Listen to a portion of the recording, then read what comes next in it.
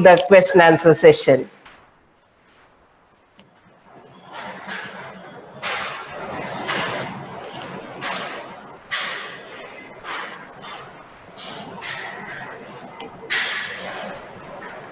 Hello, Mr. Berger. Hello. I'm Neenu, and I'm moderating the question and answer session. So, shall we begin? Yes.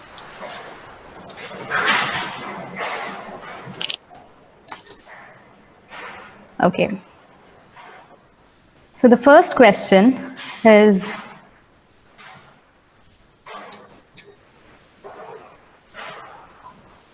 this question is from Parinita, and she asks, how do you get audiences online, particularly on social media sites, to break out of their filter bubbles?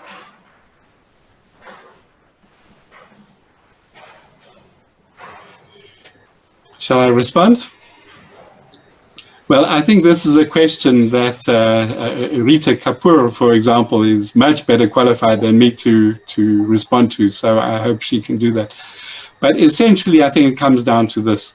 You have to do compelling storytelling in the public interest, which is going to attract attention. You are not going to become distinctive by having clickbait, by having sensationalism, by doing the same kind of nonsense that is used in the disinformation sphere for popularizing content. You really have to earn the respect that you get. And by the way, I think the media, the internet companies have a huge role to play here, because instead of just promoting algorithms which give prominence to the most sexy, emotional, extreme content, they should be changing their algorithms to give prominence to good journalism. That should be the first thing in the news feed, and then afterwards people can go and see what they want to see. Okay, thank you, sir. So the next question.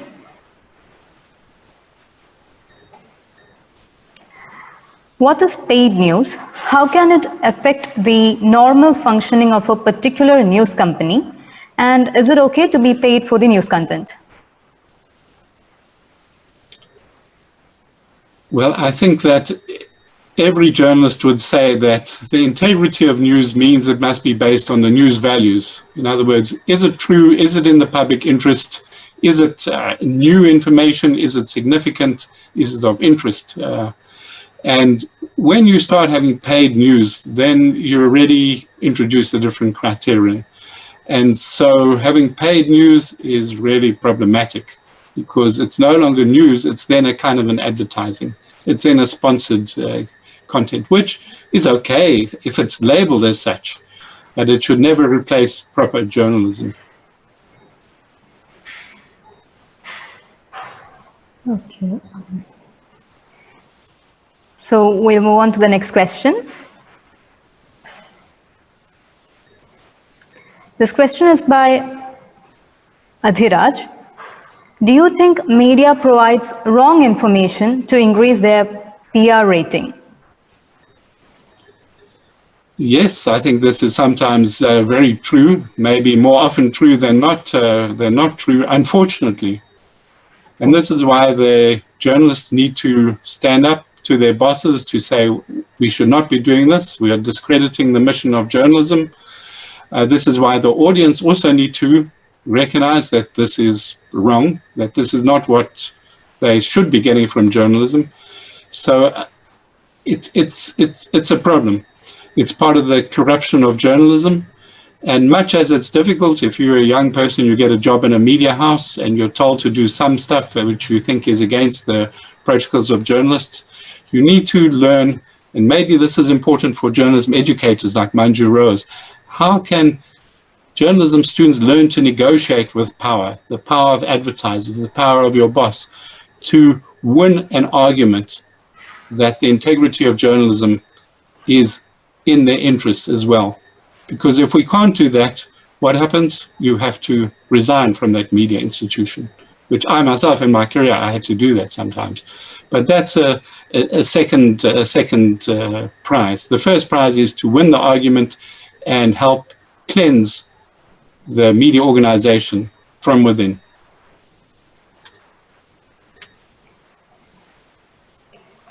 Thank you. So we'll move on to the next question.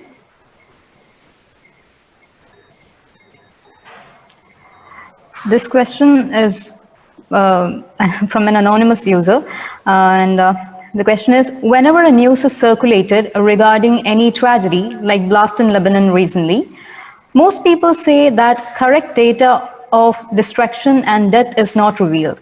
How far is it correct? So, good journalists will never rush to give statistics just for the sake of being first, because when you're first, you're often wrong. It takes a long time, especially in a complicated disaster, to actually count the numbers of people. And you need reputable sources. You need a few sources, because sometimes, if you only have the authorities, the police, they will give you one figure. The protesters or whatever will give you another figure. On-site first responders will give you a different figure. Hospitals will give you a different figure. It's complicated. So you also have to ask, in a way, what is journalism about? Of course, you want to be accurate. You want to give some approximation. You want to know, did the Lebanon blast kill hundreds of people, or was it more like dozens? That's important for people to know how serious it is. Or wasn't, or fortunately wasn't, whatever the case is. But in the end, whether it's going to be 65 or 75, it's important for those 10 extra people, but it's not the key part of the story. The key part of the story is there was an explosion. Was it a terror attack? Are there any indications there? And of course, journalists should be very careful about speculating on that, even taking speculation from observers. Journalists should also be trying to say, well, what could lead to an explosion like this? What kinds of storage of inflammable materials were allowed in an urban area?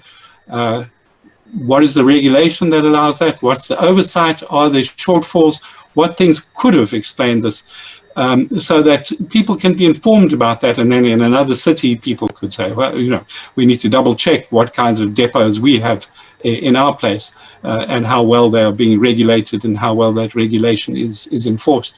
So I think it's important to say not just what in the story, but also try and say, so what? Because if you say, so what, that can make it relevant and interesting to people, because you're really focusing on what's of more wider public significance then. Okay, so we will move on to the last question.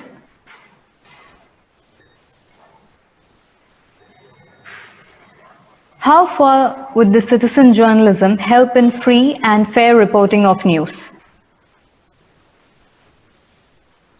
So this is a very good point, because you do have citizen reporting now, and it is truly important, because in many cases it's like the fifth estate keeping an eye on the fourth estate, especially when the fourth estate, the media, is not doing a good job. Often the mainstream media is tied to particular interests. It's captured and is not suppressing some information and giving particularly partisan mobilization of information on other stories. So citizen journalism can be super important like that. The challenge, of course, is that citizen journalism is not always done with the best of ethics or the best of standards. So sometimes citizen journalism is orchestrated, manipulated to spread falsehoods, to try and make it seem that there's a particular consensus when there's not a consensus. Sometimes citizen journalism is itself the victim of a hoax.